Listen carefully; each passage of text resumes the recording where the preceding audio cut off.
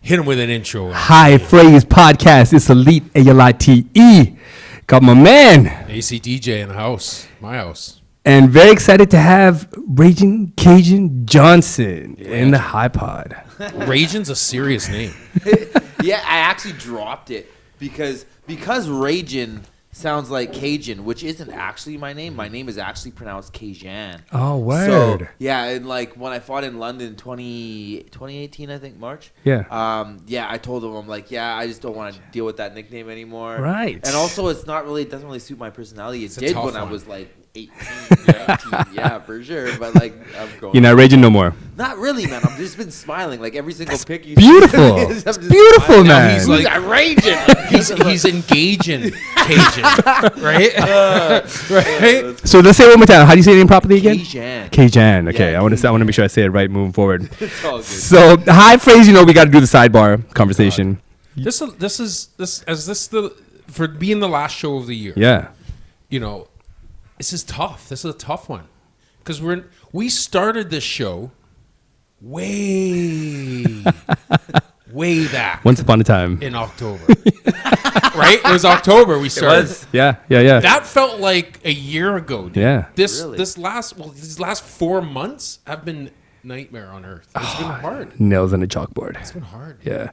So the last full moon, which is kind of interesting how we end the show off, end the year off, hopefully on a positive note. But man, I'm a disgruntled individual, man. It's brutal. Yeah. Well, I mean, by now there's some news about the bombing in Nashville that took out a few city blocks.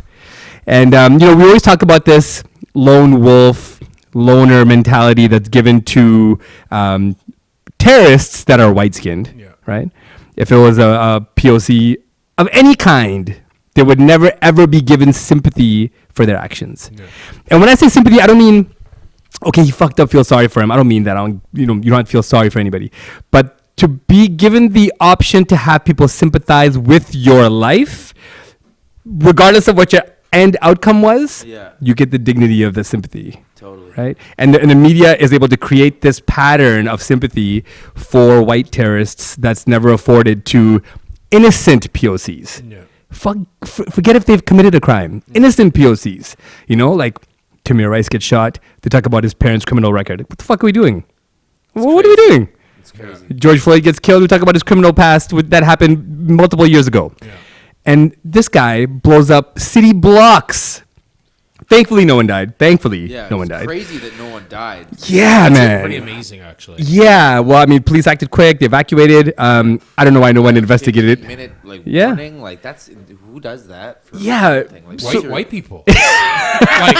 Straight up. Sorry, white people. But they are fucked up terrorists. If you haven't noticed, they got it all backwards. Yeah, man. The dude from Vegas, right? Remember the guy shooting people? Crazy, Mandalay Bay. Yeah. He put the hotel in his own name. He put the suite in his own name, right? And that was like a no. So you don't want to get away. It seems to me that when white people do terrorist shit, they want to get caught. It's like they want to get fame or something. Like they want the notoriety. The fucking Unabomber, the Timothy McVeigh. Yeah. Right.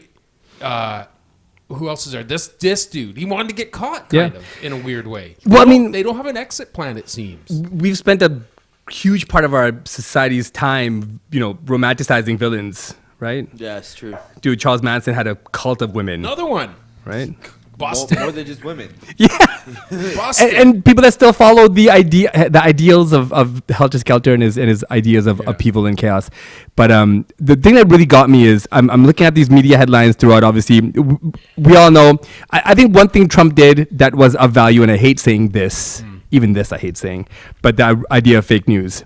Because it's fake news. It's all fucking fake news. Yeah. All the media is bullshit. Yeah. From CNN to Fox, everything in between, it's all garbage. Yeah. So you see these media headlines and they describe this bomber as a tech guru or a self-made small businessman, all these titles that they give to dignify his existence. Yeah. While he just annihilated 3 city blocks. Insane. Yeah, just I don't get that. I don't get it. And I don't understand when we start looking at communities of people of color and give them the same dignity to be able to be sympathized. whether they're guilty or not. The ability to have them looked at as human beings first before you're looked at as whatever your outcome is. And white terrorists always seem to get that. Always seem to get it. Yeah, it's crazy, man. Yeah, man. It's unfortunate, but It's really unfortunate. You know who I really liked of all the terrorists, and just for their that's a weird sentence. just for their creativity, was the brother who had his kid in the trunk of the car sniping people. Right. Remember the The Washington DC sniper. Yeah. Yeah, I do.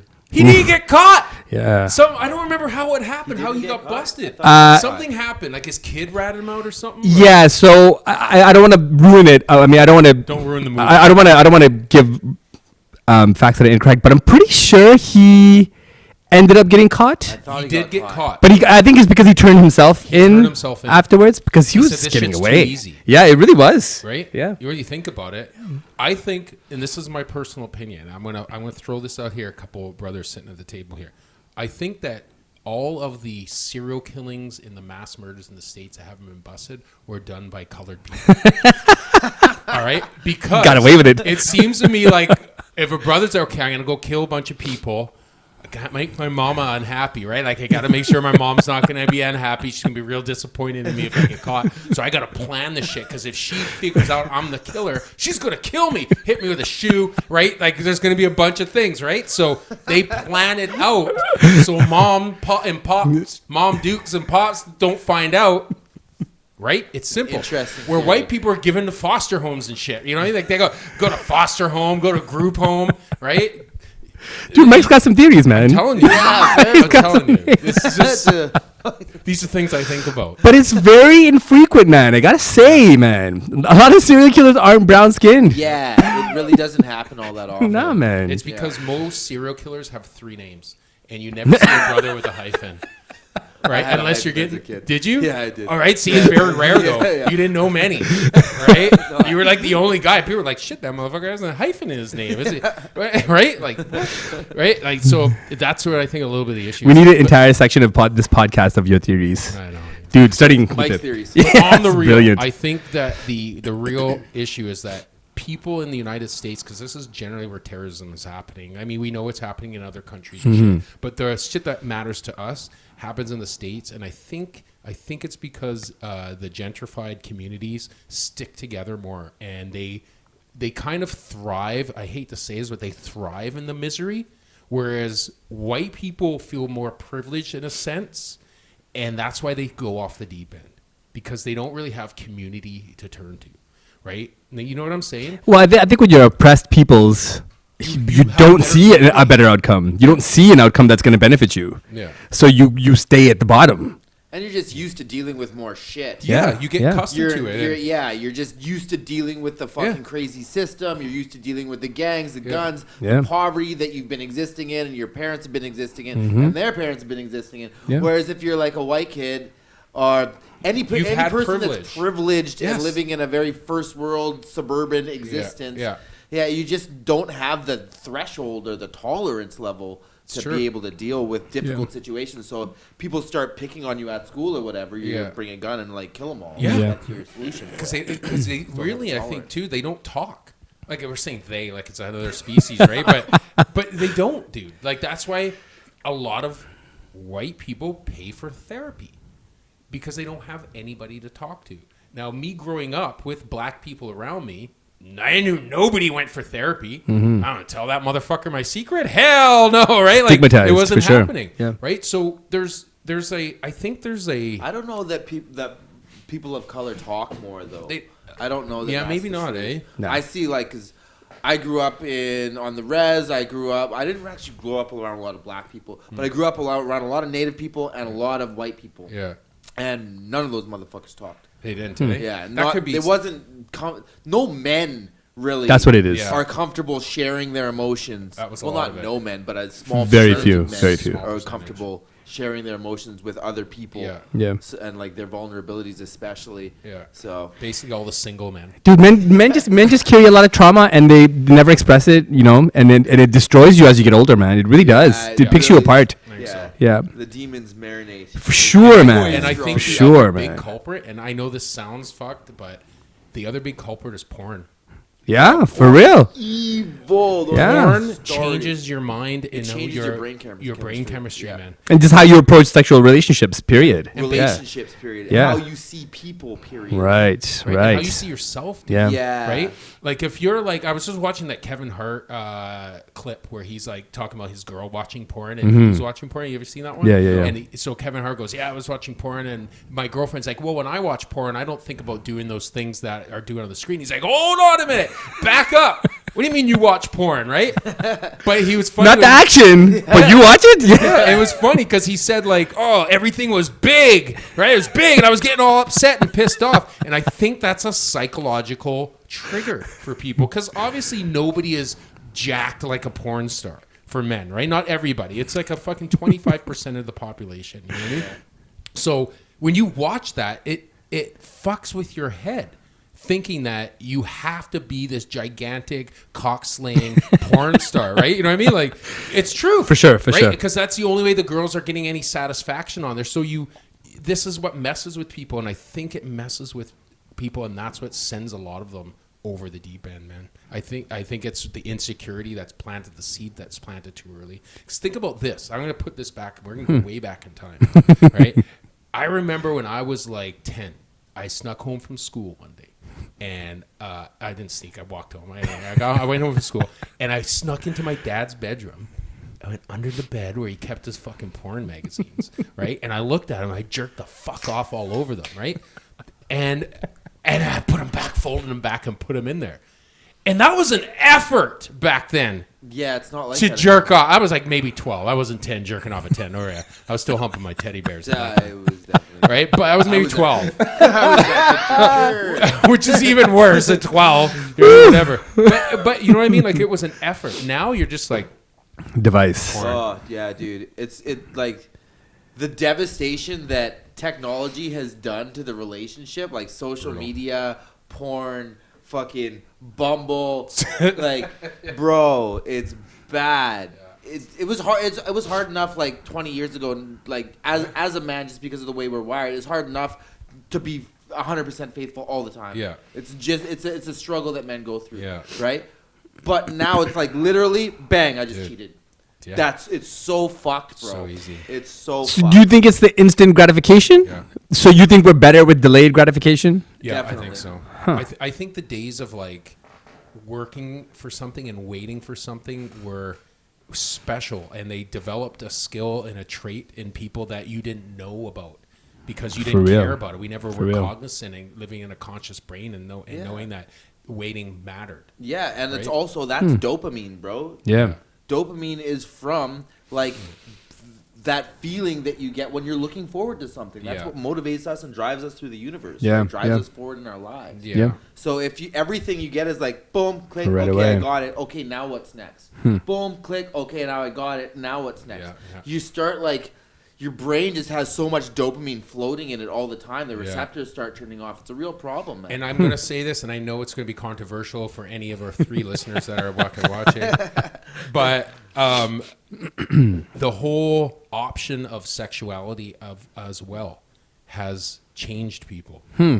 Because before you just thought you were secretly hiding that you were gay. Right. Now you're like, shit, am I an L? Am I a B? Am I a T? Am I a Q? Like, which one am I? Right? So they have planted these options in our heads. And it's not just gay or whatever, but there's a lot of options. Am I a man? Or am I a woman? Am I strong? Am I weak? Like, they give you all these options now, and there's outs for it. So when we were growing up, it was like, be a man. Yeah. Right? You're like, fucking stand up for yourself. Don't cry. Shut up. Don't cry. Toughen up. Shut up. But now it's like, it's okay to cry or man up. You can do either one. Right. Right? And so it's confusing. So what do you do? Yeah, I think we gave these options without preparing people. Yeah, but we did it without preparing people for what it entails to do these things, right? Like if you're choosing what lifestyle to live, whether you choose whether you're a female trapped in a male's body, a male trapped in a female's body, whatever your identification issue is in the moment, you're not prepared to be the other sex. As a man, you're not prepared to be a female and undertake what that undertakes. If you're a woman, you're not prepared to be a man and to undertake what that is going to be for the rest of your life. The world. and there's no preparation for it. You have all these choices and decisions. I'm going to be this. Okay, fine. Now I do it. Now what? How do I live the rest of my life? You go to your friends, you go to your family, but it's still so ostracized. Like, it's horrible. Use the third bathroom. You'll be all right. Yeah, like I see situations all the time. I work in retail. I meet people all the time that come in with an ID that shows a man and they're living their life as a woman. And even that small little distinction is so difficult for people to receive. Do you, whatever the fuck you are, do you. But people need a lot of help to figure out what they're really going to be in their life. We don't have it. Yeah. Right? That's why people bomb shit and shoot shit, right? I don't know. I think that contributes or do MMA. to it. That contributes to it. I don't know. I think like the way that we see gender is like a very colonial understanding of gender. Sure. You know, if you look at like how First Nations people and Indigenous people on this land anyway see gender, at least from what I was taught, they don't see it as like, okay, you're gay or you're straight, or you're you know, we have all these different letters, which is, it's good that if people feel like, okay, this is something that I feel like actually represents me, okay, that's awesome. But I don't think it needs to be put into categories so much. It's really hard. Like the term that I was taught is two-spirit.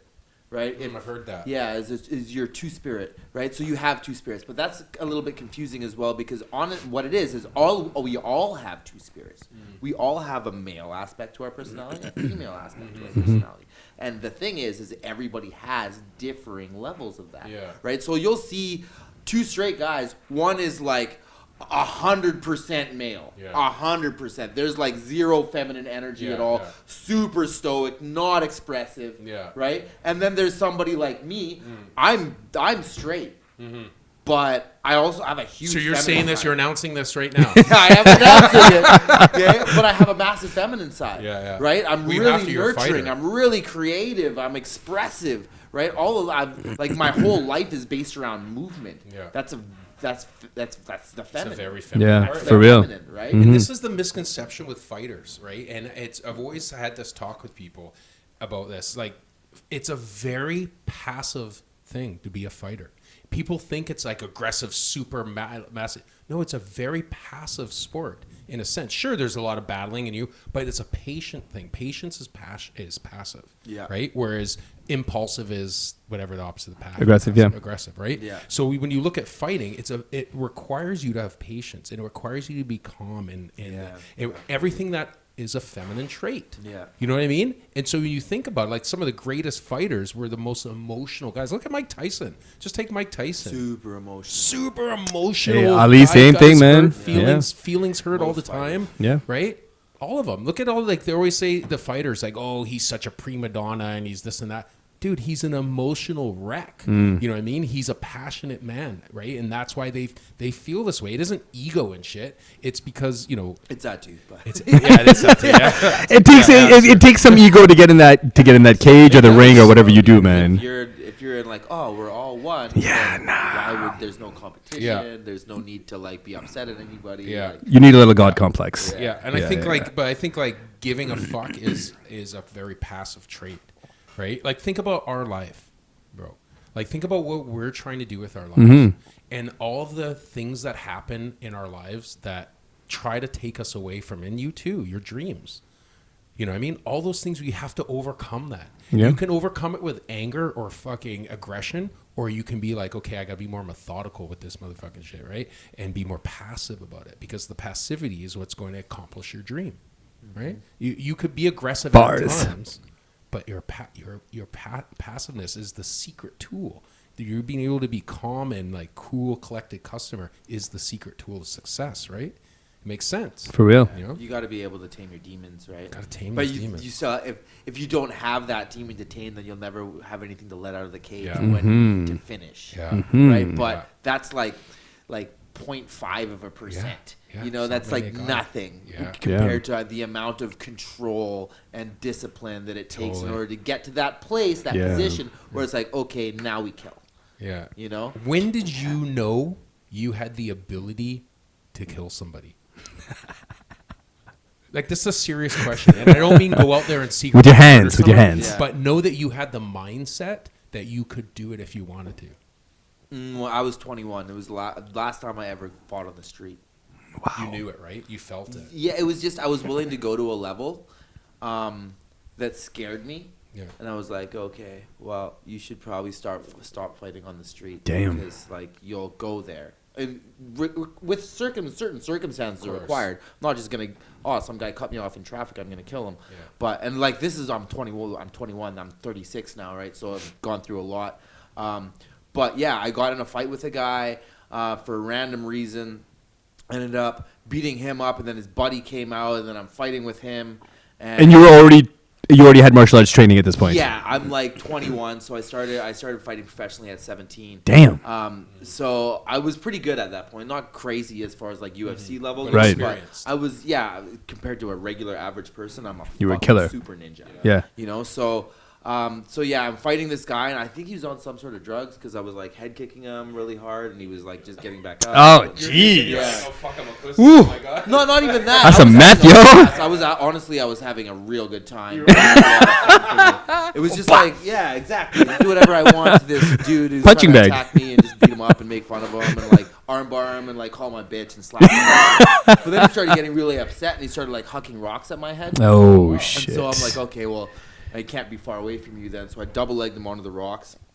And then, like, I was fighting really clean at that point. Like, I was treating it like there's a ref there, right? So I'm just hitting my techniques, doing for sure. Having fun. I'm sparring this guy that knows nothing. Picking your shots, yeah. But and then he starts fish hooking me, right? Oh, he's shit. My fucking shit. He's like pulling my fucking damn. Was he and from he Nova starts Scotia or pulling something? my hair and shit. Oh, and he got dirty. And he starts calling me a nigger. Oh. Get out of his country. And Oh. I just lost it. Like something in me just like, okay, well, if you're gonna fight dirty, then I'm gonna fight dirty. And so I started like I stuck my thumb in his orbital and started trying to pull his eye out of his head, and then started gnawing on the other side of his face. Some Krav Maga, man. Yeah, just like and.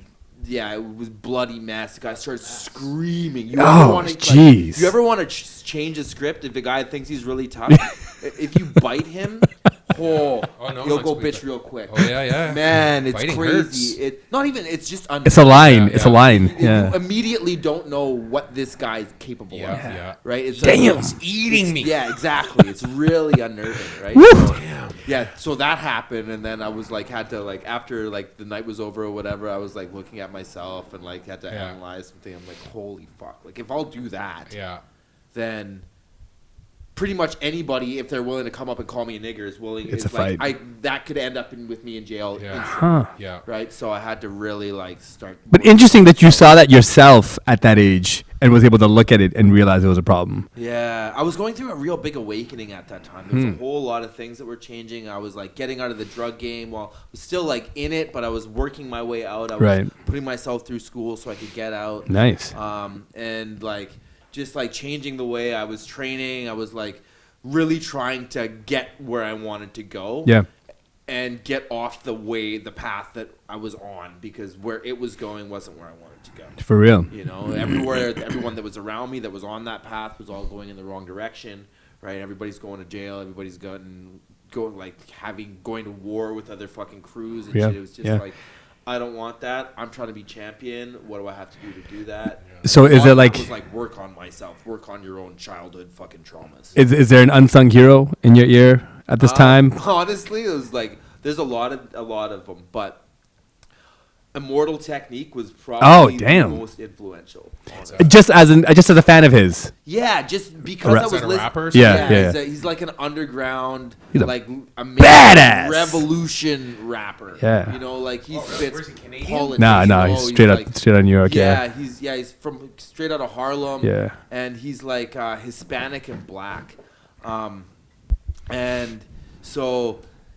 He's like really heavily political, and so I got hugely into politics. And this is right around like right after 9/11 and just happened and everything. So like the world is tumultuous, really crazy for sure. And I'm like, okay, so I was able to understand all these horrible things that these governments are doing and that these multinational globalists are doing to the world.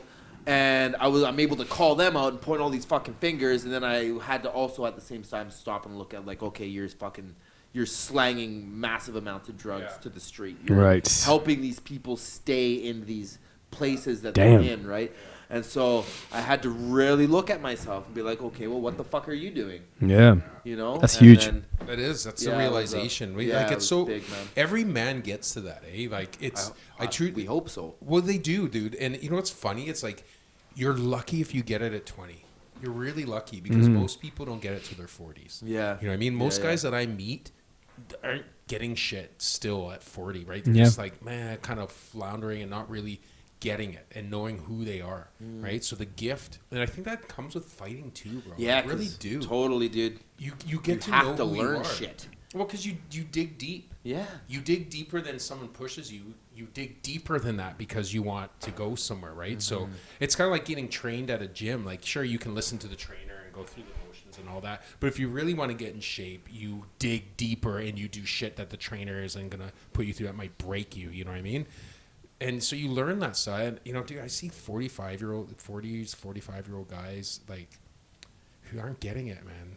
Who aren't getting that experience in life, right? Like, I just don't think they faced anything, man. You gotta go through shit in life, man. Exactly. You gotta go through shit. Yeah, that's what I just had to ask. Like, what do you think it is? Do you think it's just like character? It's just character building shit over 3 years that.